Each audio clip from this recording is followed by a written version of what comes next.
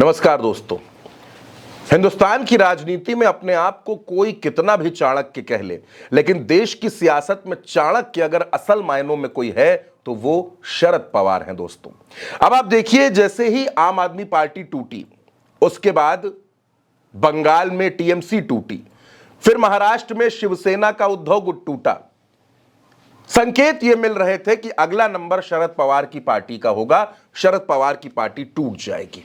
लेकिन शरद पवार राजनीति के माहिर खिलाड़ी हैं, 85 साल के हो चुके हैं, अस्वस्थ रहते हैं, लेकिन इसके बावजूद राजनीति में उनका दिमाग आज भी 25 साल वाले शरद पवार की तरह चलता है।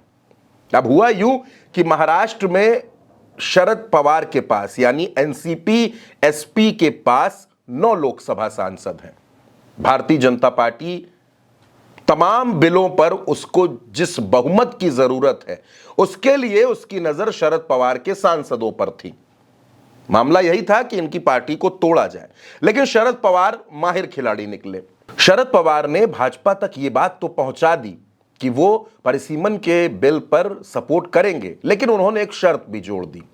दरअसल शरद पवार ये चाहते हैं कि एनसीपी का जो अजीत गुट है, यानी जिसकी सर्वे सर्वा आज की तारीख में सुनेत्रा पवार हैं, डिप्टी सीएम हैं, उस गुट का विलय एनसीपी एसपी में हो जाए और एनसीपी एक बार फिर से अपने उसी पुराने स्वरूप में लौट जाए और पार्टी की कमान शरद पवार की बेटी सुप्रिया सुले के हाथों में आ जाए।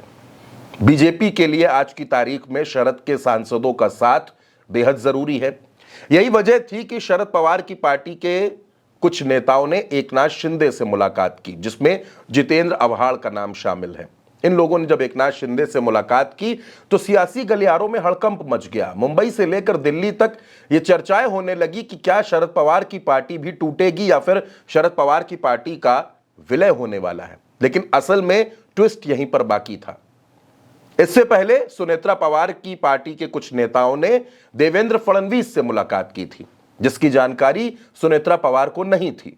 सुनेत्रा पवार इस बात पर काफी नाराज भी हो गई, लेकिन शरद पवार ये चाहते हैं कि एनसीपी के दोनों गुट एक हो जाएं और कमान सुप्रिया सुले के हाथों में रहे।